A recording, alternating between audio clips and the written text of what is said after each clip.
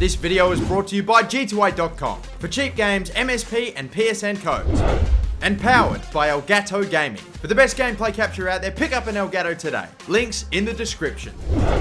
Hey guys, how's it going? MasterBucks here. Welcome to another episode of the Portsmouth Road to Glory career mode in FIFA 16. And today we've got plenty more games to get through, of course. Capital One Cup, Johnson's Paint Trophy, league games, and we're wrapping up the transfer window. First game that we have today is in the Capital One Cup. It's going to be against Stevenage, of course. We already knocked out Plymouth Argyle in the first round of the Capital One Cup. We want to hopefully keep the progression in this cup going. We also have another cup game, which is following another league game again against Plymouth Argyle, and we definitely want to make sure we get the win against them for what they did to Portsmouth in the League 2 playoffs. That's not fucking on at all. But anyway, we play Fleetwood Town, and that's going to be in the J Paint Trophy, which again, not really a competition I give an awful lot of my attention to because there's just so little reward for even getting pretty deep into that competition. We also have potentially some more transfers to do, whether they be players coming into the club or players that we're going to sell out or maybe send away on loan or something like that. There's still a few more days left in the transfer window. We will see what happens, of course. I don't really think I'm going to bring anybody in. There was that free agent, but I'm still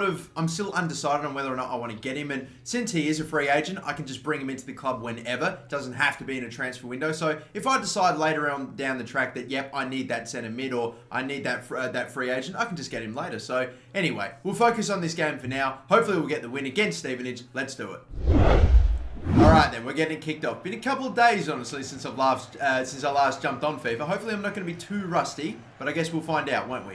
Only question is, will anything come of it? Ryblen, again, he passes to the wrong guy. Ryblen's turned the ball over 3 times in 4 minutes. Still could not find the player open in space, but I tell you what, Ryblen will cut inside. Slide tackle is a miss.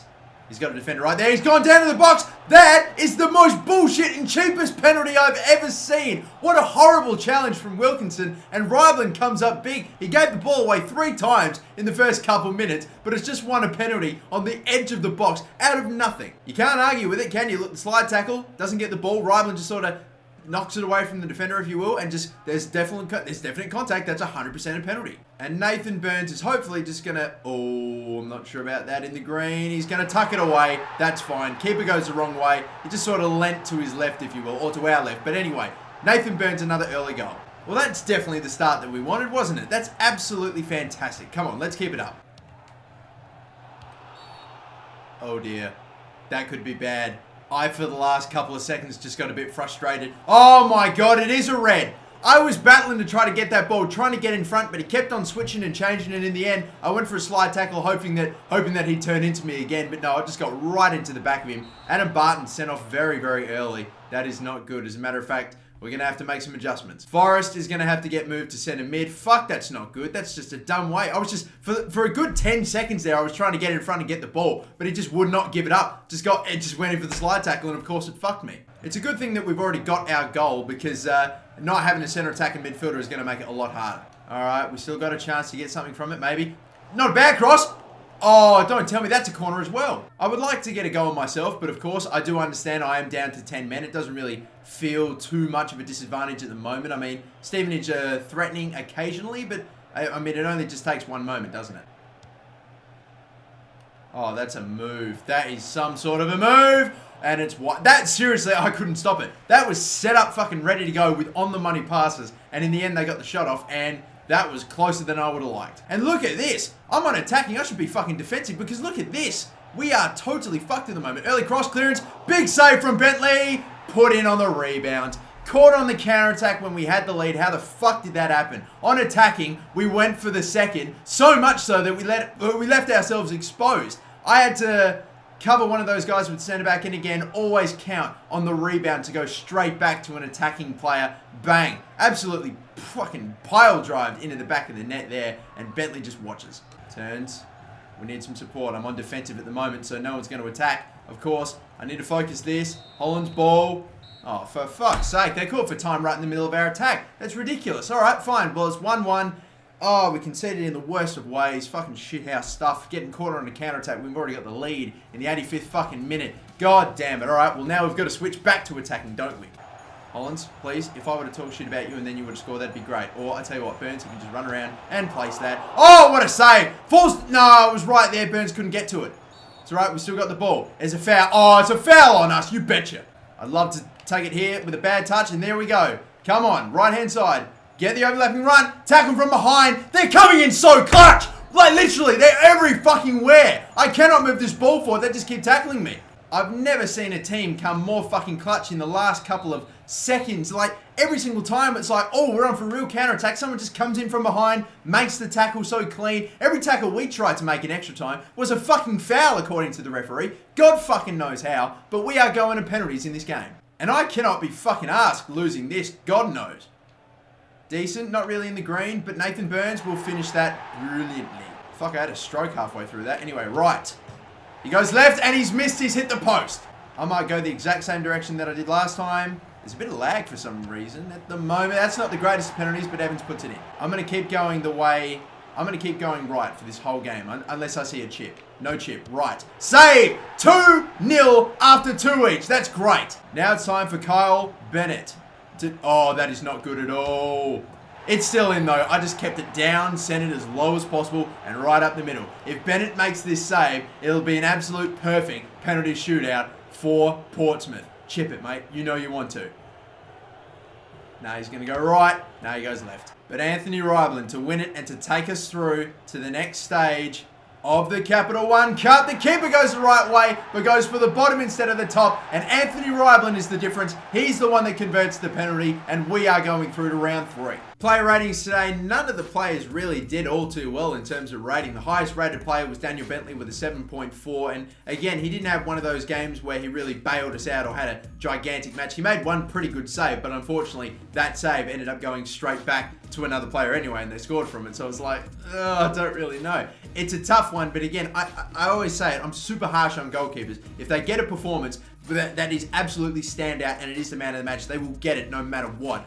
But this time, I still don't think it was enough. It's between Forrest and Burns, and I reckon that maybe because he's the goal scorer, and maybe because in the long run he did a lot more, probably because he played the whole match. I'm going to give it to Nathan Burns, I reckon. 6.7, the second highest rated player, equal with Forrest, of course. Daniel Bentley, again, close, made a few saves. He made 6, which in game, it's, and again, he didn't make anything absolutely ridiculous that saved us a certain goal or anything like that. So I feel pretty good with giving it to Burns here. Bentley, your time will come. In fact, you've already got a man of the match anyway. I'm pretty confident, but still. Anyway, moving on. Maybe he has, maybe he hasn't, but pretty much if he hasn't, he will absolutely get one eventually because we're waiting for one of those games where we're getting absolutely peppered and Daniel Bentley has to be called up heaps and heaps and heaps of times, and or whether or not he just has that performance that is the difference between us getting a draw from a certain loss or a win from a certain draw or anything like that. That's the sort of performance I'm looking for. Not, oh, he made the occasional decent save, so he gets man of the match, if you know what I mean. I feel like that's a pretty fair judgment. I don't know about you. But still, we advance to the next game against Plymouth. And again, because it's only 3 days later after a game where I played pretty much almost all of my starting 11 players, and hell, one of them's actually suspended in Adam Barton. I'm probably going to sim this game against Plymouth. Hopefully, we still get the right result. It is going to be away. They have lost 2 of their last 3. They did win 1 against Blackpool. But Plymouth, they're one of the teams that were in League 2 last season, so they've come up with us. Should be one of the weaker teams. Burns has scored early, and we win 2-1. There's a red card for Abner, so again, he's going to miss that game. But we win 2-1, Schwab with a goal, and Burns with a goal. And despite Schwab scoring, Nathan Burns will get another man of the match, 8.3. So KPS, watch out, because it looks like he's catching. I think my mate Burns is trying to go back-to-back here. But anyway, we've got a little bit more play training to do. Schwab's still staying the same. Adara Bayo with a drill. Abner's still with a drill. Adam Barton is going to get a drill now. We've kicked out Bentley because he's now 75 and just miles ahead of everybody else. He's the only gold ultimate team, if you want to take a look at it that way, player that we've got. So he's doing fine. We can probably stop giving him drills for the moment. But I want to give Barton a drill because I've noticed quite often in the last few games that Adam Barton is getting a lot of really good potential goal scoring opportunities from just outside the box, like a decent hit, a decent long shot, and it could be the difference between us scoring a goal or 2 in every couple of games or so. So I reckon if we can just train up his finishing and his long shots and stuff like that just a bit better, then I reckon he'll probably pop up with an extra goal or 2 in the season, I reckon. So basically, you know what I'm trying to say. We'll give him the drill. Hopefully he does well. Potentially Adara Bayo going up by 1. That's what I was about to say. And he has. He's up to 66. He just got all C's and D's in that last couple of drills, but that's all right. It's all right. It's not too bad. Now we play the J Payne Trophy game against Fleetwood Town. I say play. We're going to sim this one as well. It's at home against Fleetwood Town. And again, like the reason that I don't know if I'm the only person that has this sort of attitude toward the J-Pain Trophy, but seriously, out of all the many cups in England, you've got Capital One, FA Cup, J-Pain Trophy, nah, you know what I mean. It's just not really anything too special, and you don't really get too much of a reward from it either. Which is why, again, I'm sure you guys are fine with me simming this one game. It's at home against a weak opponent. They're playing 4-3-3 though, which is cool, but we'll skip ahead immediately. 3-0, 2 goals for Schwab, a goal for Hollands as well, and no injuries, no red cards. That is beautiful. So in the last game, he got a goal, but the man of the match went to Nathan Burns. This time he got a brace, and there's no doubt. 9.1 for Kenny Prince Schwab. So we've made it to the deadline day, and again, like I've already said, I'm still undecided as to whether or not I want to get Martin Pospisil, that free agent centre midfielder. So I'm putting that off for now, but I still feel like there might be one thing that I potentially could be interested in doing. As you can see, we're still rocking the 4-4-1-1 formation, if that is what that is, or a 4-2-3-1, whatever it is. But pretty much, guys, I think it's a 4-4-1-1. But anyway, I, of course, have Kenny Prince Schwab, who's a left winger, and I do feel like it'd really benefit if we finally switched to that 4-3-3 formation that I've been wanting to do for quite a while, but we just don't have a right winger. I could play Evans up forward, but again, I'd much rather have an actual right winger before we actually make the jump to that formation. So what I've decided to do is take a look at my shortlist, have a look at all the right wingers that we've got. We've got Derek's, oh dear. Okay, so we've got him, and we've also got Boateng. The only problem is, he's an important first team player. He's a crucial first team player, so there's almost no way we're going to get them on loan. So this is what I'm going to do. We've got Ryan Kent here, who, even though he's a right midfielder, I still reckon could do quite well at right wing. Even though I reckon Gareth Evans is doing very well for us at right midfield, I don't think he'd be superb as a right winger. But still, I think Ryan Kent could probably do the job for us. I am going to offer him a loan deal, and again, as I do with every single player, I will not take a player on loan unless I at least have the possibility of getting him on a future fee and keeping him next season. So it's going to be a 1-year loan deal, $2 million future fee, and boom. And I've also, on the final day of the transfer window, which of course means we're not going to get any more additional information than what we've got, I've taken a look at these loan players that are right wingers. And I've seen a few names that look pretty good, but there's one player that I reckon jumps out to me as probably the best player in the bunch,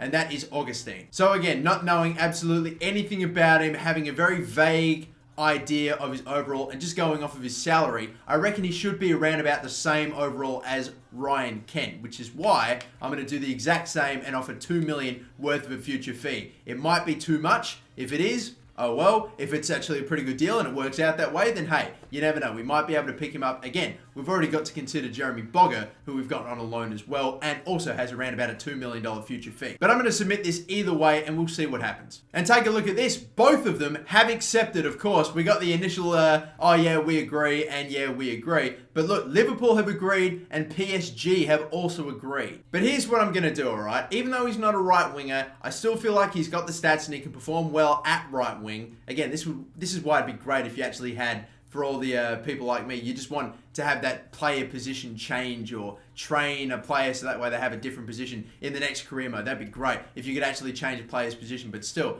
you've got Ryan Kent here, 69, and we've also got Augustine here, who we don't know what his overall is. We know what his wage is, which is the exact same as Ryan Kent, but I still think we're going to go with the sure thing here. The player that we know, the player that we have all the numbers for, I'm going to go for him. Ryan Kent, welcome. To be fair, I could also go for Augustine anyway, but I feel like I still don't want to take too much wage out and too much funds out because, again, there's still a chance that we are going to need to pay for a few of these players anyway, and we might get someone in January. You never know. So I'm probably going to say no to Augustine. I'm going to reject, but I'm still going to scout him because I'm still interested to see what his overall is. But pretty much, guys, I reckon I'm about done in terms of all the transfers that I'm looking to do, or at least bringing players in. If we get any offers for any of our players or any loan offers or anything like that from any clubs, I'll let you know. But so far, we're at the 5-hour mark. Make that the 4-hour mark, and we're still yet to get anything. Nearly the 2-hour mark here, and if we haven't gotten something by now, then it pretty much means it's done and dusted. Nah, we're all good. Okay, let's take a look at the top deals, though. We've got James Rodriguez. How did I not spot that? Going for $102 million to bloody Manchester City. Very often, or not very often, very irregular do you see a transfer that's over 100 million, that actually cracks into the 9 digits right there. That's $102 million for Rodriguez to Man City, and that feels like a transfer that happens quite a fair bit, but 102, damn. You've got Ozil going to Bayern for 81. I feel like that could be a potential transfer that might happen one day. You've got Hummels going from Bayern, but not to Bayern. Oh, not from Bayern. From Dortmund, not to Bayern, but to Chelsea. But we're going to wrap things up now. The transfer deadline day is over. We've got our one player, Ryan Kent, into the team. I'm pretty much, I hate to displace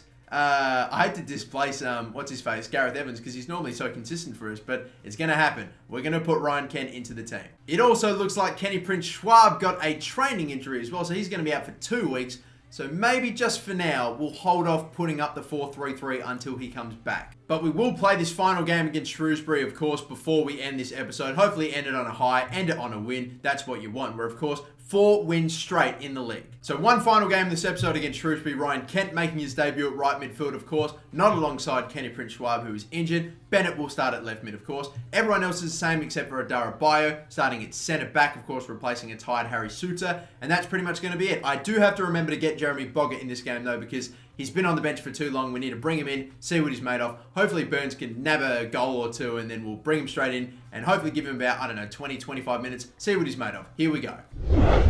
Okay, boys, big final game. Let's do it. Big tackle at Coco. Very nice work. Well, I'm not sure about that. Yeah, I immediately regretted playing that pass, but it's okay because it's worked for us. Oh, you bet. Oh, hope they can run one more. There it is. Come on, we worked that okay. Barton, that was it was a decent finish at the near post. Unfortunately, a good save. Oh, Kent, good ball control. Great dribbling. That really does show up big. Cross. Side tackle. Penalty! Another penalty! Seriously, we can't score a goal from open play today, but we keep getting penalties. And again, I thought this was maybe going to be clean, but it just missed the ball, taking out Forrest this time. Swear to God, it was almost in the exact same area. Burns is just getting all these penalties. And Burns is converting all these penalties. It's 1-0, 25 minutes. Oh dear, he's right in front. Brown, big save at the near post by Bentley. That's what I'm talking about. They're the sort of saves that are going to get him man of the matches if he keeps them up. That is a seriously good strike. Might have hit the post, but a big save anyway. And that will be at halftime again. Every single time in this episode that we have scored, it's hit the back of the net thanks to a penalty. Seriously, I'd love to score at least one goal from open play. Ryan Kent, despite not having a shot so far, has been on the fucking money. He's really been impressive. There it is. Come on. There it is. Kyle Bennett, right-hand side. There it is. Come on. Here we go. Hit one hard across goal. Straight at the bloody keeper again. Cleared by Grandison or whatever. Right over the bar. Oh, dear. I still don't have a lot of very clear-cut options right now, but Bennett will go the whole way. The whole way. Oh, I'm trying to play it smart. I'm trying to keep it on the ground. Trying to get the best shot. I could not score a goal from open play today.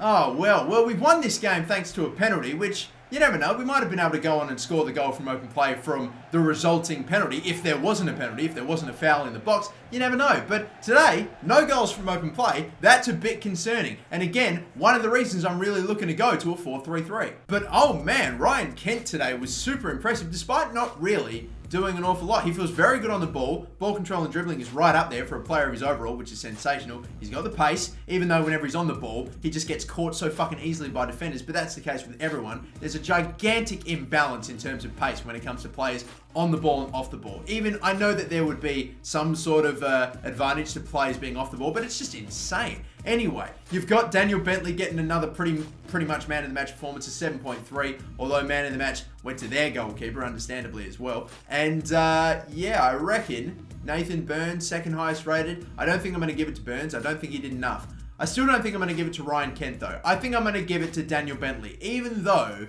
it was not one of those, oh, he absolutely pulled it out and made a few saves that won it for us. No, he didn't make a save or two that were very, very good and very handy, but overall, right toward the end, they were really attacking and doing a fair bit, and he did have to step up and make a few catches and do a fair bit. So I reckon that's probably a fair, I think that's a fair call. Daniel Bentley for man of the match this time around. Just because none of our outfielders really stepped up in a big way. Ryan Kent, yes, but he didn't really contribute too much to the goals or the assists or really anything like that. I mean, he had a good game, but unfortunately nothing really, nothing really to show for it. I don't really want to say that, but still, it's probably true. Anyway, we've got a big gap until our next game and more player training. I reckon all I'm doing, guys, is advancing, waiting till the next game against Fleetwood Town, who I swore were in League 2. Apparently, no, they're in League 1. Whoops. But they're going to be the first game in the next episode, guys. But I reckon since we've just exited a transfer window, we'll take a quick look. Even though we're still pretty early on in the season, I'm going to take a look at the squad report. You do still get quite a fair few players grow by quite a fair amount very early in the season. And so I'm just going to scroll through. We'll take a look and see. Schwab's already gone up by 3, which is absolutely superb. Anyone lower down here, Adarabayo by 2. But then again, we are giving him some drills. A few players that I'm not giving drills to, but they're growing anyway. A few players that were pretty good for us last season that have sort of fallen out in this season, of course, like what's his face? Christian Burgess as well. But either way, there's a few players on loan too. But yeah, that's that. Daniel Bentley, our highest rated player at 75 right now. He's going to be our goalkeeper for the whole series. I know he will. He could be as big a legend as any of the players that we've got in the team right now, but we will see. Anyway, that's going to do it for this episode. Fleetwood Town will be the first game in the next episode, but that is going to do it for me. Until next time, guys, don't forget to like and subscribe. Let's see if we can hit 2,000 likes. I'd super appreciate it. I'll try to upload another episode of the Portsmouth Career Mode as soon as we do hit 2,000 likes. And until next time, my name's MasterBucks. Have a good one.